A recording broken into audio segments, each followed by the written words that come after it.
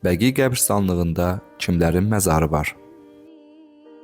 Bəqi qəbirstanlığında 10 mindən çox qəbir var.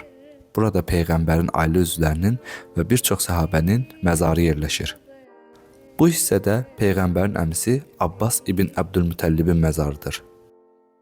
Onun arxasında isə 4 imamın məzarı yerləşir. İmam Həsən, İmam Səccad, İmam Baqir və İmam Sadiqin məzarı. Bu məzarların sağında isə Həzrət Əli əleyhissalamın anası Fatimə bint Əsədin məzarı yerləşir. Burada Peyğəmbərin oğlu İbrahim və Həzrət Əlinin adını övladına qoyduğu səhabə Osman ibn Məzunun məzarıdır.